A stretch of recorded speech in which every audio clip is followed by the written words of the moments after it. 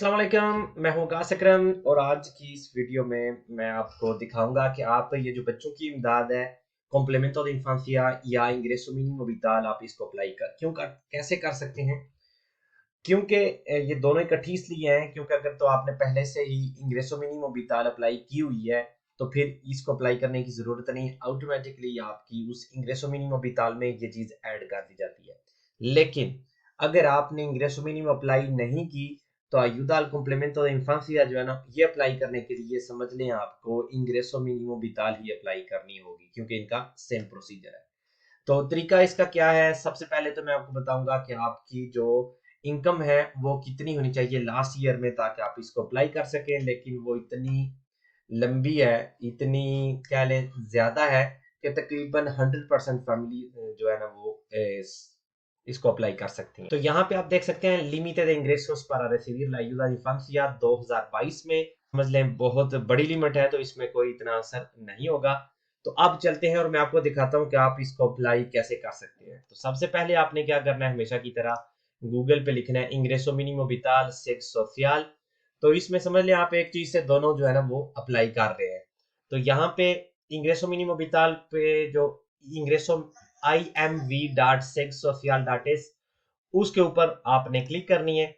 जब आप उसके ऊपर क्लिक करेंगे तो ये पेज खुल के आ जाएगा। यहाँ पे आपने करना है ये इनिशियर सोलिसिट्यूड पे। इनिशियर सोलिसिट्यूड करने के बाद यहाँ पे आपने अपना प्रोविंसिया लिखना है। अगर आप यहाँ क्लिक करेंगे तो ये सारे प्रोविंसियास आ जाते हैं। तो मैं यहाँ पे ला रियोजा लिखता हूँ। तो इसी तरह आप भी अपने मतलब ला रियोजा प्रोविंसिया भी है, कोमुनिदाद भी है। अगर आप बार्सिलोना में है तो आपने बार्सिलोना लिखना है। अगर आप अलावा में है तो अलावा आपने लिखना है। प्रोविंसियास लिखने हैं, कोमुनिदादेस की बात नहीं हो रही, प्रोविंसियास। तो यहाँ पे आप कोई भी अपनी मर्जी का प्रोविंसिया लिख देते हैं। उसके बाद आपने क्या करना है, रियोजा एमबीआर। जब आप एमबीआर करेंगे तो आपके सामने ये पेज खुल के आ जाएगा। यहाँ पे सबसे पहले है आपके सामने ये दो ऑप्शंस आ जाते हैं, एक तो है सोलिसिtar ingreso mínimo vital और दूसरा है aportar documentación। तो ये जो पहला है सोलिसिtar ingreso mínimo vital, ये पहली दफा अप्लाई करने के लिए है। और aportar documentación अगर एक दफा आपने अप्लाई कर दिया है तो आप उसका स्टेटस देखना चाह रहे हैं या आपका कोई उन्होंने फाल्ता वगैरह लगाया, रिक्वायरमेंट तो किया, तो वो आप यहाँ से ऐड कर सकते हैं। तो क्योंकि अभी हम पहली दफा अप्लाई करने जा रहे हैं तो आपने करना है सोलिसिtar ingreso mínimo vital। और यहाँ पे आपके सामने ये फॉर्मूला खुल के आ जाएगा। आपने जो अगर खुद आप कर रहे हैं तो इसको इसी तरह छोड़ देना है। अगर किसी रिप्रेजेंटेंट है, कोई बंदा आपकी जगह पे कर रहा है, तो फिर आपने इसके ऊपर क्लिक करनी है। तो क्योंकि मैं अपना खुद करने जा रहा हूँ इसलिए मैंने यहाँ पे कुछ भी नहीं लिखा। यहाँ पे आपने अपना ईमेल लिख लेना है। ये ईमेल बहुत जरूरी है कि इस वक्त वो आपका काम कर रहा हो, क्योंकि इसके ऊपर एक लिंक जाएगा जिसको खोलना है या उसके ऊपर जो कोड होगा वो यहाँ पे लिखना है। तो यहाँ पे मैं ईमेल लिखता हूँ। तो ईमेल लिखने के बाद मैंने यहाँ करना है कॉन्फर्मर कर। जब कॉन्फर्मर को रेप करूंगा तो आप देख सकते हैं ये नीचे खुल के सामने आ जाएगा एक और डिब्बा। इसमें लिखा हुआ है कि यहाँ पे मैं कोड लिखूं जो उन्होंने ईमेल पे मुझे भेजा है। तो मैंने जाके वो कोड देखना है, कोड जो भी होगा यहाँ पे आके पेस्ट कर देना है। थोड़ा सा नीचे आऊंगा तो ये आप देख सकते हैं datos identificativos del solicitante, जो अप्लाई कर रहा है उसका यहाँ पे डेटा लिखना है, nombre, apellido, segundo apellido। अगर आपका segundo apellido नहीं है तो यहाँ पे आप इसको खाली छोड़ सकते हैं, लेकिन बाद में मैं आपको बताऊंगा कि जब आप familiares ऐड करेंगे तो उनमें आपको लिखना लाजमी होता है। तो आपने वहां पे लिख देना है नो tiene या कोई भी लफ्ज वहां पे लिख देना है, कोई भी जो हिंसा जो है ना वो लिख देना है। यहाँ पे आइडेंटिफिकेशन देने या नहीं है आप अपना लेट कर लें, अगर नहीं है तो देनी है उस हिसाब से। número de identificación वो नंबर, और यहाँ पे fecha de caducidad expiry date यहाँ पे आपने ऐड करनी है। उसके बाद जब आप थोड़ा सा नीचे आएंगे तो यहाँ पे ये एक नया सिस्टम उन्होंने निकाला है। आपने फोटो बनानी है कैमरे के साथ। कैमरे के साथ आपने फोटो कैसे बनानी है, जिस तरह से आपको ये स्क्रीन पर नजर आ रहा है। आपने अपना आईडी कार्ड अपने हाथ में लेना है और आईडी कार्ड को हाथ में लेके आपने इस तरह से, जिस तरह से वो नजर आ रहा है हमें, उस तरह से आपने फोटो बनानी है। तो यहाँ पे मैं अभी कैमरा ऑन करता हूँ ताकि आपको पता चल सके। तो यहाँ पे हमने क्या करना है, sacar la foto। तो क्योंकि अभी कैमरा यूज हो रहा है तो शायद नहीं हो रहा। तो यहाँ पे आप क्लिक करेंगे तो आपके सामने कैमरा आपका खुल के आ जाएगा। तो उसके साथ आपने इस तरह से, जिस तरह से हमें पिक्चर में नजर आ रहा है, इस तरह करके अपने आईडी कार्ड के साथ जो आपने जो है ना वो पिक्चर बनानी है। तो आपने आईडी कार्ड का जो फोटो वाला हिस्सा है वो सामने करके फोटो बनानी है। फोटो बना के आपने वहां पे उसको छोड़ देना है। थोड़ा नीचे आएंगे तो यहाँ पे आपको कहा जा रहा है कि आप अपने आईडी कार्ड की यहाँ पे एक साइड वाली फोटो लगाएं और यहाँ पे दूसरी साइड वाली। यहाँ पे जब आप क्लिक करेंगे तो ये आपका जो भी जहाँ पे भी आपकी जो रेसिडेंस कार्ड की या देने की जो फोटो सेव होगी उसकी फोटो वाला हिस्सा आपने यहाँ पे पेस्ट करना है, और यहाँ पे क्लिक करेंगे तो यहाँ पे आपने दूसरी साइड वाला करना है। दोनों साइडों पे करके आपने करना है कंटिन्यू। तो वहां से कंटिन्यू करने के बाद हमारे सामने ये पेज खुल के आ जाएगा। यहाँ पे सबसे पहले हमने जो अपना अकाउंट नंबर है वो यहाँ पे लिखना है, ईबान नंबर हमारा, जहाँ पे हम चाहते हैं कि हमारी जो प्रेस्तासियोन है वो आए। और यहाँ पे आपने ये ध्यान में रखना है, जिस जिस दांतों में ये आस्टेरिस्को का निशान होगा, ये रेड कलर में, वो लाजमी है, वो आपने लिखनी है, ठीक है। तो पहले नंबर पे हमने यहाँ पे अपना अकाउंट नंबर लिख लिया, कोब्रो दे प्रेस्ता। तो अभी हमने कोब्रो दे प्रेस्तासियोन पे अपना ईबान नंबर लिख लिया। अब नीचे हम आएंगे अपनी दातोस पर्सोनालेस del solicitante, जो अप्लाई कर रहा है उसकी अपनी जो दातोस हैं उनके बारे में। तो यहाँ पे आप देख सकते हैं, ये सबसे पहले हमारी जो अपनी दातोस हैं, जो बंदा अप्लाई कर रहा है उसकी दातों सामने आ गई होंगी। और नोम्ब्रे apellido segundo apellido, तो आप अगर देखेंगे तो यहाँ पे ये जो हमने पहले लिखा हुआ है ये मतलब इसको हम मॉडिफिकार नहीं कर सकते।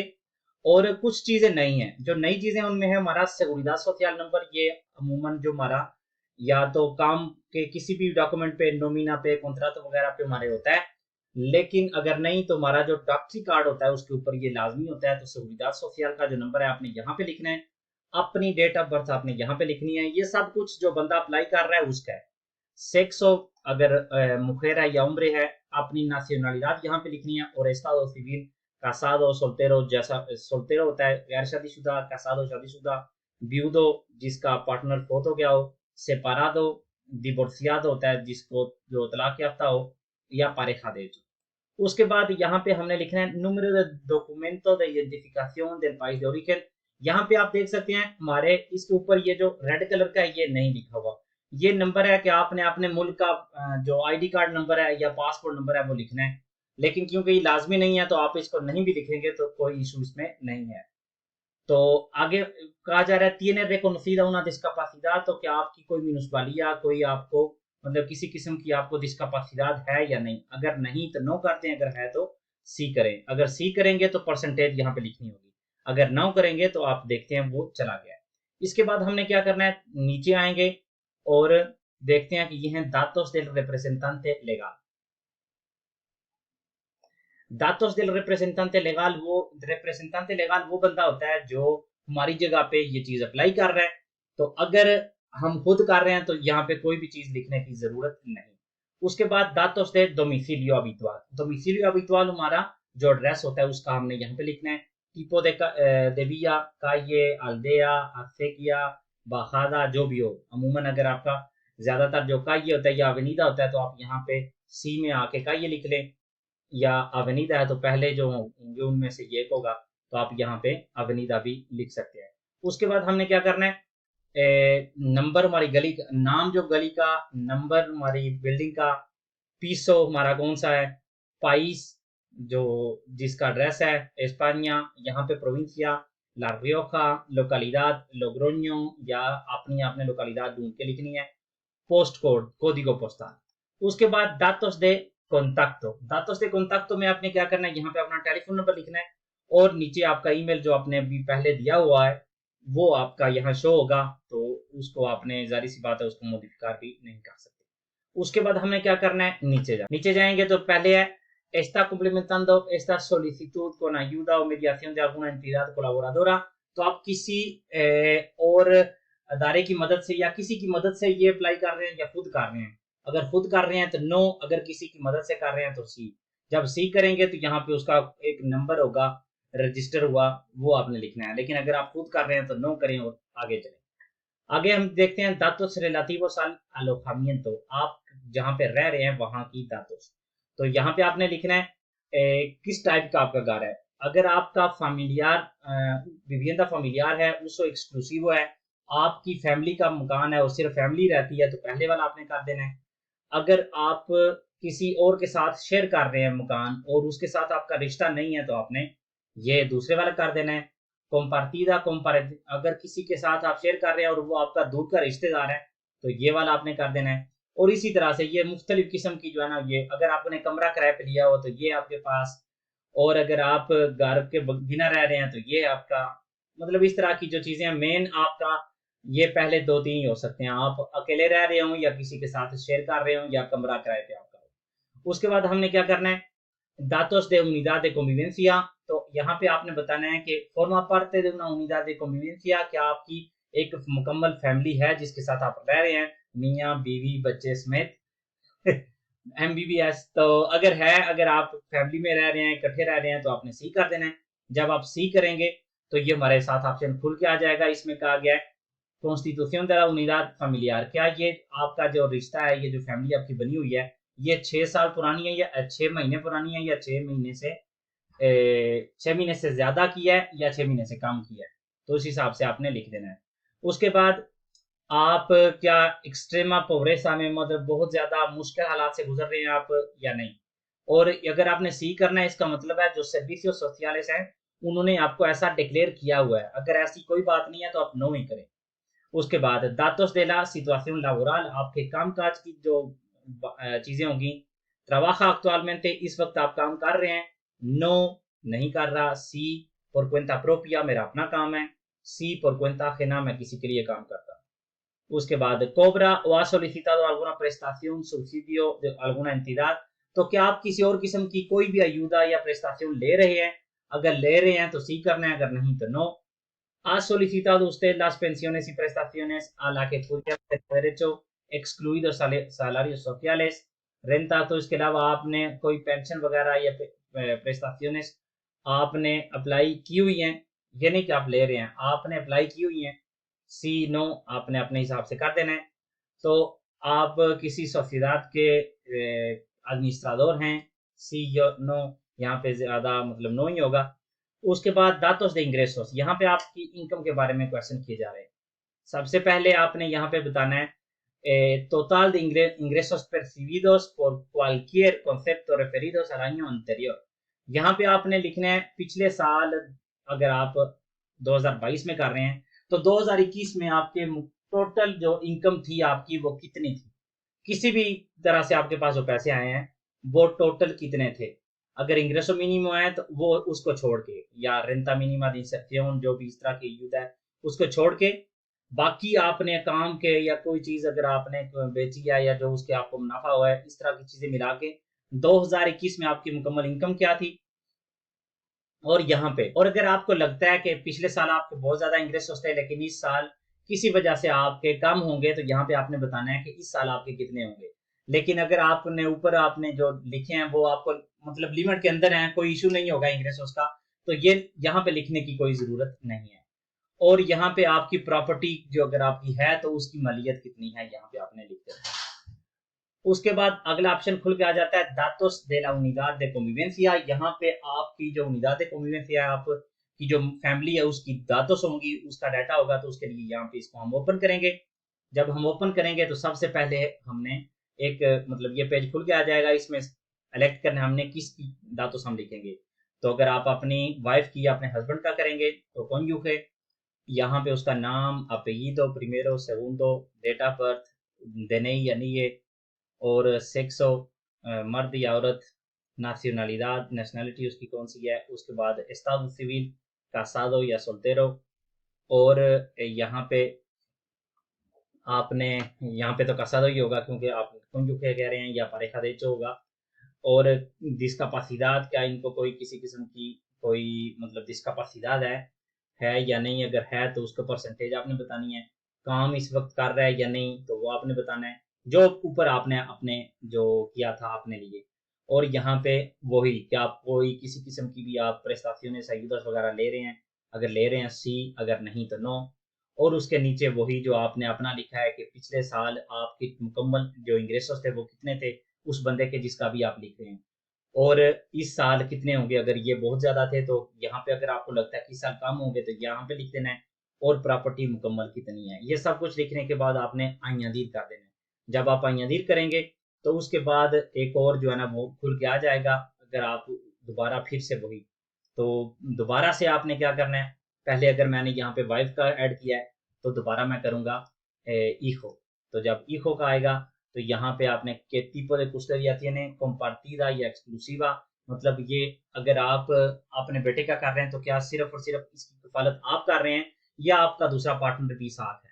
अगर अकेले हैं तो एक्सक्लूसिवा, अगर उसके साथ है तो दोनों। और फिर बाकी टोटली जो ना वो सेम ही दातुस हैं सबके लिए।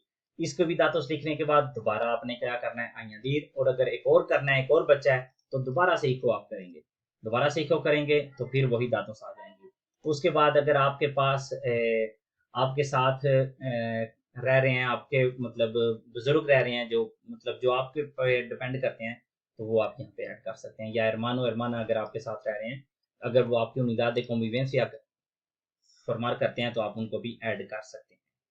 ये ऐड करने के बाद फैमिली की दातों से ऐड करने के बाद थोड़ा हम नीचे जाएंगे तो यहाँ पे आएगा दातो डिक्लाराción de ingreso। तो यहाँ पे आपने सिर्फ देखना है कि ये जो आपने जो यहाँ पे आपको हिस्से नजर आ रहे हैं ये ओके हैं या नहीं। यहाँ पे कुछ भी नहीं नजर आ रहा क्योंकि अभी मैंने ऊपर ऐड कुछ भी नहीं किया था। लेकिन जब आपने ऊपर ऐड किए होंगे अपनी इंग्रेसोस, अपनी इनकम पिछले साल की, आपने पार्टनर की, अगर आपका कोई बच्चा काम करता है तो यहाँ पे टोटल इनकम आएगी। सिर्फ और सिर्फ आपने देखना ठीक है या नहीं। अगर नहीं ठीक, आपको लगता है यहाँ पे ज्यादा है, तो आपने ऊपर जाके उनको मॉडिफिकार कर लेना है और कुछ भी यहाँ नहीं करना। थोड़ा नीचे आएंगे, otros datos del solicitante, तो इसमें जो अप्लाई कर रहा है उसकी जो otros datos हैं, तो यहाँ पे efectos fiscales, la dirección es la misma de la solicitud de prestación y no ha cambiado el año actual ni en los 2 años anteriores। तो इसका मतलब यह है कि आपका जो एड्रेस है वो बिल्कुल सेम है जो आपने ऊपर ऐड किया है, और ये चेंज पिछले जो इस साल भी चेंज नहीं हुआ और पिछले 2 सालों में भी ये चेंज नहीं हुआ। अगर आप यहाँ पे क्लिक कर देंगे तो ये सब कुछ खत्म हो जाएगा। अगर नहीं, आप यहाँ अगर चेंज हुआ है तो आपने यहाँ पे आपने बताना है कि इस साल आपका रेसिडेंस या फिस्काल किस सूबे में है, अगर पिछले साल किस में थी और उससे पिछले साल किस सूबे में थी। कि इस साल आपका किस प्रोविंसिया में एड्रेस है, पिछले साल कहाँ था और उससे पिछले साल कहाँ था। अगर ये आखिरी 3 सालों में चेंज नहीं हुआ तो सिर्फ और सिर्फ आप यहाँ क्लिक कर दें तो ये ऑटोमेटिकली खत्म हो जाएगा। उसके बाद कह रहा है कि आपको कम्युनिकेशन कैसे की जाए, आपको इसकी नोटिफिकेशन वगैरह किस एड्रेस पे भेजी जाए।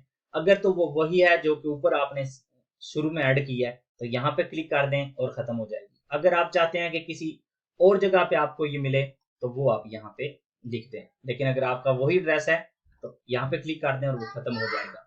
उसके बाद कह रहे हैं कि अगर आप चाहते हैं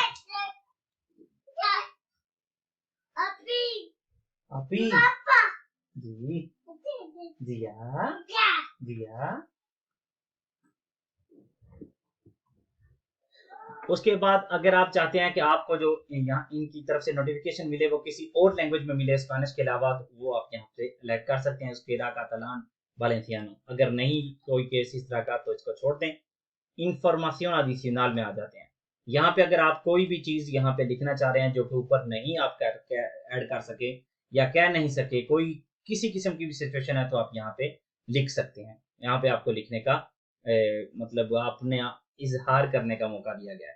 उसके बाद ऑप्शन आ जाता है डॉक्यूमेंटाशन अदजुंता। यहाँ पे हमने जितने भी डॉक्यूमेंट्स हैं वो ऐड करने हैं, तो इसके ऊपर हम क्लिक करेंगे तो क्लिक करने के साथ हमारे सामने ये आ जाएगा। सबसे पहले जो मेन चीज है जिसको आपने तैयार करना है, ये प्रिंट करना होगा या किसी भी पेपर पे पेंसिल के साथ आपने लिखना है। क्या लिखना है, आप लिखें sirva este escrito que acompaño a mi solicitud de fecha।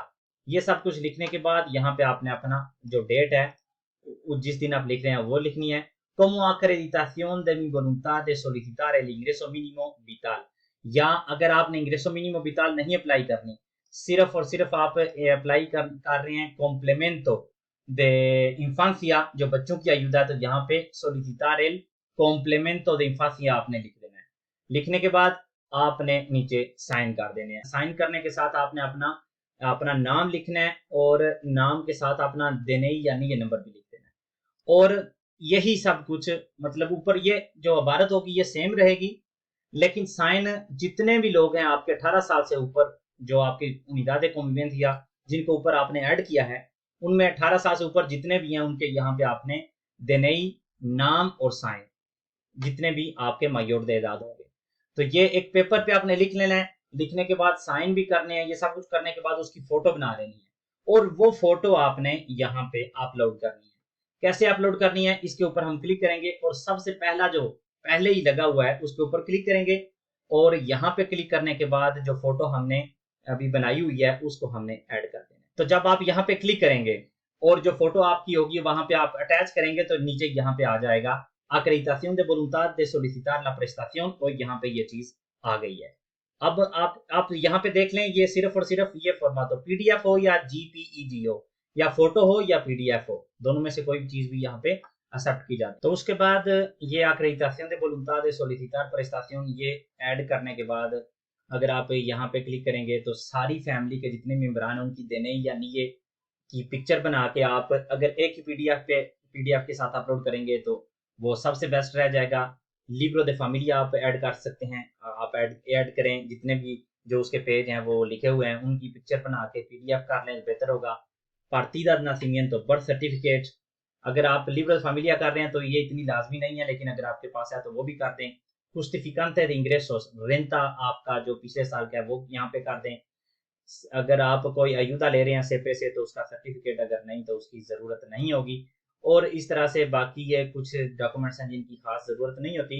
अगर आप इसको नीचे सबसे नीचे लेके जाएंगे तो यहाँ पे होगा सर्टिफिकादो दे मैट्रिमोनियो, निकाहनामा, तो यहाँ पे आप निकाहनामा अपलोड करें। और कोई ऐसा और डॉक्यूमेंट जो आपको लगे कि आप अपलोड आपको करना चाहिए तो ये ओथ्रोस पे करके आप उसको भी अपलोड कर सकते हैं।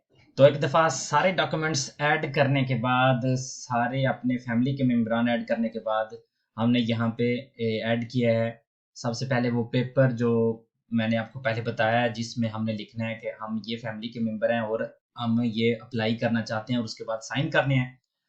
उसके बाद सारी फैमिली के जो दनेई या नीयस हैं वो सारी ऐड की हैं यहाँ पे, एक ही पेज एक ही पीडीएफ में मैंने कर दी हैं।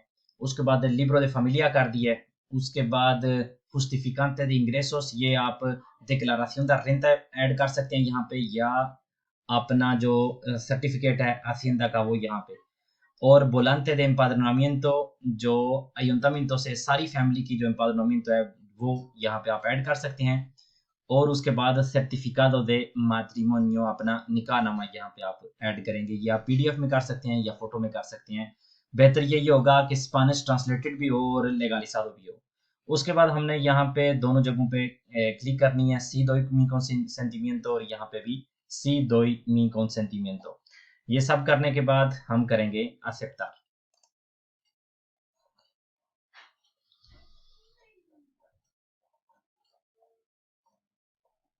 तो उसको असेप्टार करने के बाद हमारे सामने ये पेज आ जाएगा, इसमें दोबारा हमारी सारी दातों सब आएंगी और हमें कहा जाएगा कि अपनी चेक कर लें कि सारी ठीक है या नहीं। तो हमने आराम से इनको देखना है, पढ़ना है, और पढ़ने के बाद जब हमने ये देखा कि ये बिल्कुल ठीक है, हमने कर देना है फिरमार ला सोलिसिtud। और जब हम फिरमार सोलिसिtud करेंगे तो हमारे सामने ये आ जाएगा कि te hemos enviado un correo con código de firma। जो शुरू में आप इनको ईमेल आपने प्रोवाइड किया था उस ईमेल पे एक मैसेज आएगा, उसमें एक कोड होगा, आपने वो कोड यहाँ आके पेस्ट कर देना है और पेस्ट करने के बाद कॉन्फिर्मार फिर्मा करना है। और अब यहाँ कोड पेस्ट करने के बाद ये जो नीचे लिखा हुआ है por último realice su firma dentro del siguiente recuadro, यहाँ पे आपने इस माउस के साथ आपने यहाँ पे अपना साइन करने हैं। साइन करने के बाद आपने कर देना है कॉन्फिर्मार फिर्मा। और जब आप कॉन्फिर्मार फिर्मा करेंगे तो आपके सामने ये सब आ जाएगा। तो अब हमने क्या करना है, सोलिसिटार के ऊपर क्लिक कर देना है। थोड़ी देर इंतज़ार करने के बाद हमारे डॉक्यूमेंट्स अपलोड होने के बाद हमारे सामने खुल के आ जाएगा। अभी वेट जारी है, सुबिएंदो फिचेरोस। ये थोड़ा सा यहाँ पे टाइम लेता है क्योंकि जितने ज़्यादा हम डॉक्यूमेंट्स प्रोवाइड करते हैं उतनी ज़्यादा जो है ना वो देर लगाता है। तो अब हमारे सामने ये आ गया कॉन्फिर्मेशन कि हमारी जो एप्लीकेशन है वो करेक्टमेंटे एनवियाद हो गई है। ये हमारे सामने जो कोड है, नंबर है, ये हमने अपने जहन में रख लेना है, पक्का अपने पास रखना है, क्योंकि बाद में जब भी हमें कोई डॉक्यूमेंट इनको सेंड करना हुआ तो इस कोड के साथ हम जो है ना वो करेंगे। जब हमें ईमेल आएगी किसी भी फाल्ते के साथ कि आप ये डॉक्यूमेंट प्रोवाइड करें। तो ये कोड आपके लिए लाजमी है कि आप इंट्रोड्यूस करें ताकि बाद में हमें ये सेंड करने की इजाज़त दी जाए। तो अब ये हमारे सामने ये कोड आ गया, इसको हम कॉपी कर लें और कॉपी करने के वैसे भी इसका स्क्रीनशॉट ले लें आप, और उसके बाद आप करें इसको एक्सेप्ट करने के बाद ये हमारी जो एप्लीकेशन है ये ओके हो गई है, और हमारी जो इंग्रेसो मिनिमम विताल है उसके साथ कॉम्प्लीमेंट ऑफ द इन्फेंसी है वो अप्लाई हो गई है।